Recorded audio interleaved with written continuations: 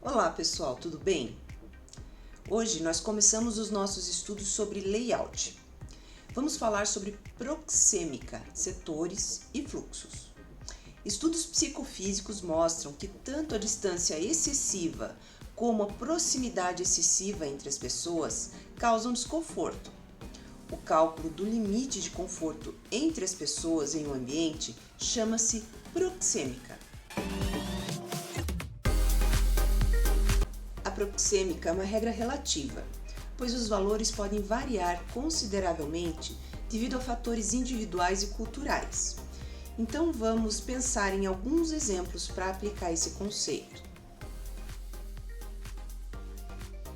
A proxêmica trata de calcular, por exemplo, o tamanho de um elevador para comportar o número de pessoas e a distância entre elas que seja confortável naquele momento. Ela também é usada para calcular o tamanho de corredores em shoppings ou supermercados, bem como para determinar o número de lugares em um espaço público, parque ou auditório.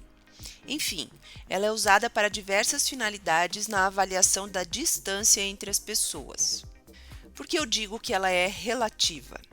Porque existem fatores individuais e culturais que interferem. Por exemplo, pessoas com alguns tipos de transtorno, como autismo, têm dificuldade com a proximidade em relação a outras pessoas, o que é um fator individual que interfere em uma regra geral da proxêmica. Outro fator é cultural. No Brasil, temos o hábito de nos cumprimentar com beijinhos e abraços, havendo um toque físico. Em alguns países do mundo, esse contato não é aceito, especialmente entre desconhecidos ou pessoas pouco conhecidas. Isso é um fator cultural, certo? Para cada situação, a proxêmica recomenda a distância adequada entre as pessoas, como forma de referência para o desenvolvimento de projetos. Então vamos agora ver alguns exemplos que demonstram essas distâncias. Também vamos assistir um vídeo que mostra um exemplo de estudo sobre proxêmica, que é bastante interessante. Vamos lá! Os estudos sobre proxêmica da distância pública usada em palestras e auditórios mostram que as distâncias entre as pessoas variam de 360 a 750 centímetros na sua fase próxima e de 750 centímetros ou mais na sua fase afastada. Os estudos apresentam a distância social usada, por exemplo, em corredores de shoppings, calçadas e parques, cujas distâncias variam de 120 a 210 centímetros na sua fase próxima e de 210 a 360 centímetros na sua fase afastada. Temos a distância pessoal utilizada em restaurantes e praças de alimentação, cujas distâncias entre as pessoas variam de 45 a 75 centímetros na fase próxima e de 75 a 120 centímetros na fase afastada. Finalmente, a proxêmica trata da distância íntima, que na fase próxima pode ser considerada demonstração de afeto, confronto ou luta. Quando há contato físico direto, a distância varia de 15 a 45 centímetros na fase afastada, quando há muita proximidade. A seguir veremos um vídeo produzido por estudantes universitários, bastante esclarecedor sobre a proxêmica e o comportamento humano.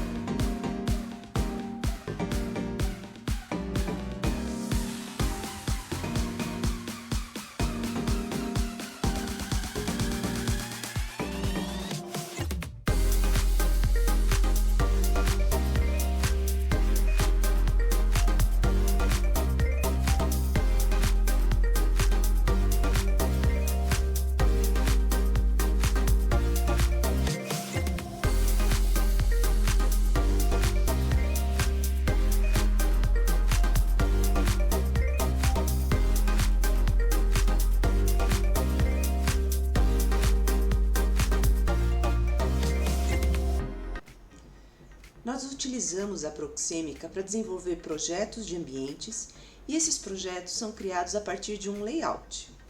Mas o que é layout? É o arranjo físico que define a disposição dos elementos, como mobiliário, equipamentos, postos de trabalho, em uma planta baixa. Isso visa a otimização do funcionamento do espaço, proporcionando segurança, conforto e produtividade aos usuários. Para quem não estudou desenho arquitetônico ainda, ou para quem já estudou, mas não se lembra, vamos rever rapidamente o conceito de planta baixa.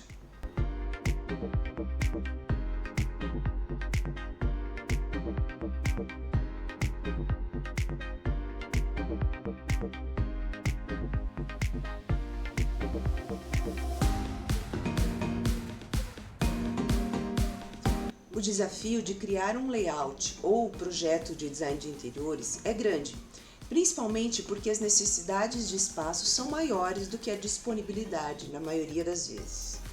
E essa é uma situação muito comum hoje, pois os espaços estão cada vez menores, enquanto as necessidades estão cada vez maiores. Por causa disso, vamos ver um vídeo que mostra situações de espaços mínimos e como os layouts desses espaços foram resolvidos. Dá uma olhada.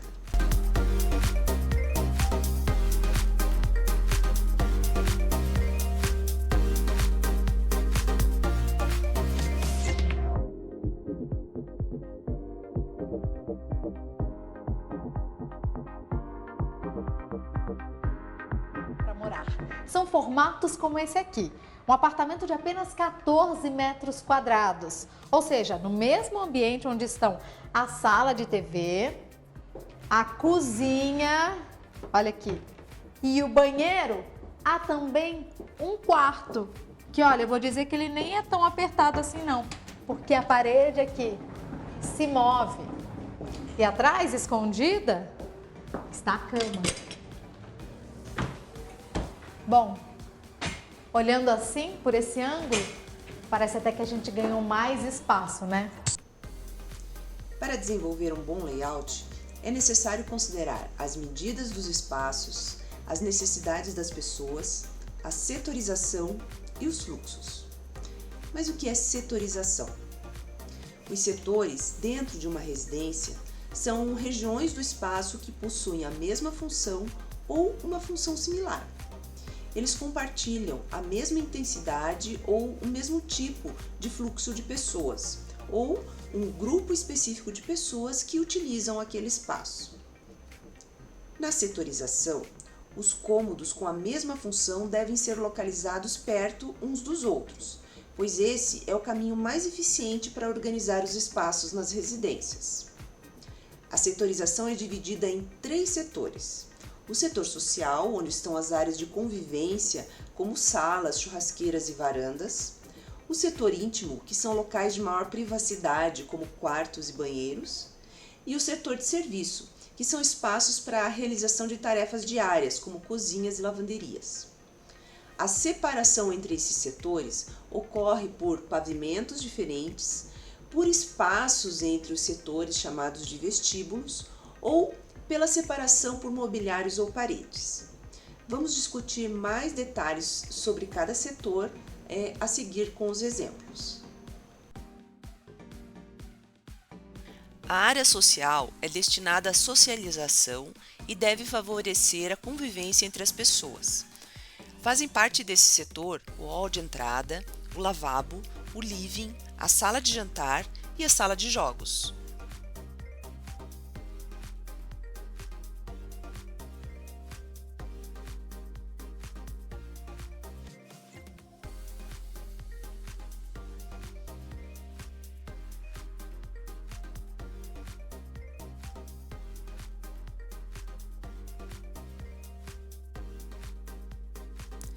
A área íntima deve proporcionar conforto e privacidade, portanto, não deve ter ligação direta com a área social.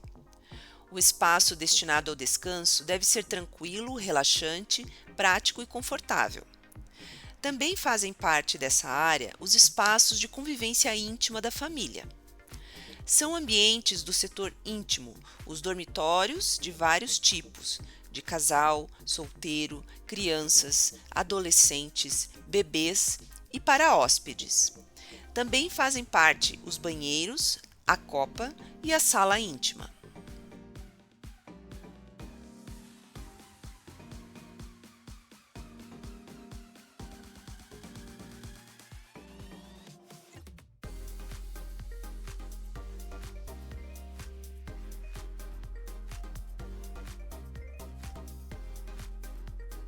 O setor de serviços é onde ocorrem os trabalhos de suporte para a manutenção da casa.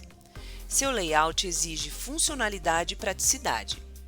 Fazem parte desse setor a cozinha, a despensa, a lavanderia, a garagem, o depósito ou área semelhante e as dependências de empregada.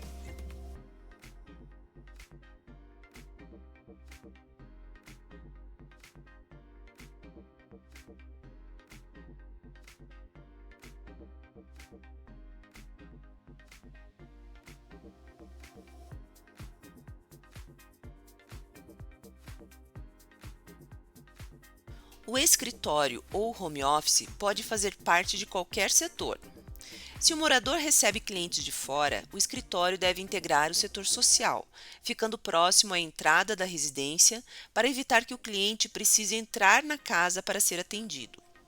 Se o morador utiliza o escritório apenas para trabalhos internos, o escritório pode fazer parte do setor íntimo, ficando próximo aos quartos, ou pode ser incluído no setor de serviço, localizado em uma área externa próxima à garagem, à cozinha ou à lavanderia. Para que você possa visualizar com mais facilidade os setores das residências, eu preparei aqui algumas plantas com a separação dos setores por cores, para facilitar a compreensão. Veja como funciona a setorização na prática. Nesse pequeno apartamento em planta baixa, é possível observar a partir da porta de entrada a sala de estar e em seguida a sala de jantar. A cozinha fica próxima à sala de jantar, com a lavanderia integrada. Seguindo pelo corredor, temos o banheiro e 3 quartos. O setor social é representado pela sala em vermelho, o setor de serviço é composto pela cozinha e lavanderia em verde e o setor íntimo está destacado em roxo. No caso desse outro apartamento, a entrada já está mais próxima à sala de jantar, o que não é o ideal. Em seguida, temos a sala de estar e a sacada. A cozinha está próxima à sala de jantar, também com a lavanderia integrada próxima à área social. Um dos quartos está próximo ao banheiro social. Em seguida, encontramos a suíte. O setor social é claramente definido em vermelho, o setor de serviço em verde e o setor íntimo em roxo. O banheiro social pode ser considerado parte dos 2 setores, social e íntimo, pois pode ser usado por visitantes, mas também contém um chuveiro destinado ao morador. Para criar um bom layout, é fundamental considerar a circulação das pessoas. A circulação deve ser eficiente, permitindo que as pessoas se desloquem de dentro para fora da residência e entre os diferentes ambientes. A disposição dos móveis deve ser planejada de acordo com as atividades a serem realizadas, de modo a favorecer a circulação. Evitar que áreas de maior circulação passem por zonas silenciosas e não interrompam as atividades é crucial. Por exemplo, ao acessar a cozinha, é preferível evitar a passagem por quartos, que são espaços destinados à tranquilidade e não devem ser perturbados. Muitas vezes, as pessoas chegam em casa com compras ou conversando, tornando essencial a configuração que permita o acesso direto à sala ou à cozinha. Em apartamentos, é comum encontrar desafios de circulação como passar em frente à televisão para chegar à porta da sacada. Essa interrupção deve ser evitada sempre que possível. Além disso, a segurança é fundamental nas áreas de circulação, especialmente em locais com alto tráfego. O dimensionamento adequado dos espaços deve garantir que as pessoas circulem sem obstáculos. Os fluxos, que representam os caminhos planejados pelo projetista para as atividades, desempenham um papel essencial na organização da circulação. Quanto mais simples e intuitivo for o fluxo, melhor o aproveitamento do espaço. É importante distinguir entre circulação e fluxo, sendo a circulação a distância entre os objetos que permite a passagem, enquanto o fluxo refere-se aos caminhos utilizados pelas pessoas para realizar as tarefas. Existem dois tipos de fluxos: o natural, que flui sem desvios, e o forçado, que desvia do caminho natural por razões funcionais ou estéticas. O fluxo forçado é frequentemente empregado em estabelecimentos comerciais para direcionar os clientes.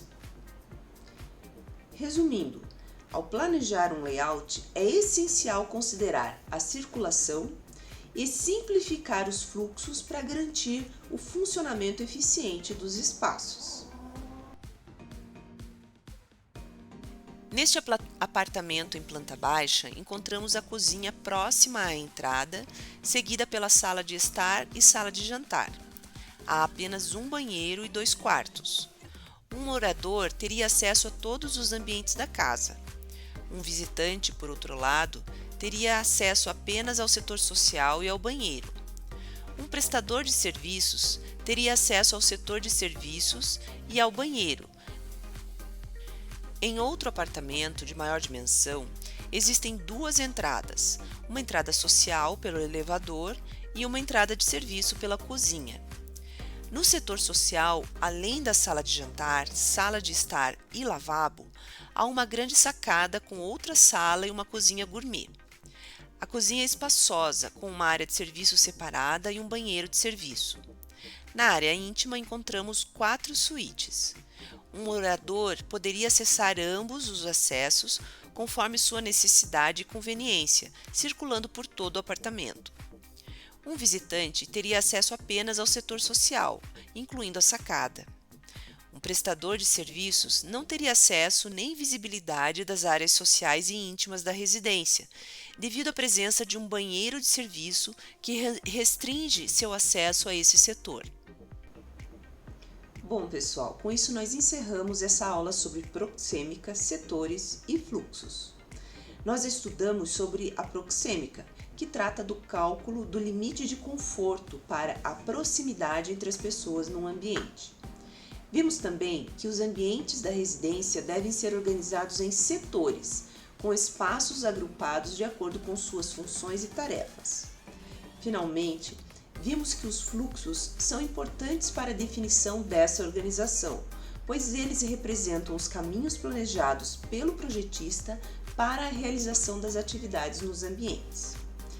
Nossas referências mudaram um pouco, mas continuam sendo apresentadas no final desse vídeo e na descrição dele no YouTube. Até a próxima, tchau!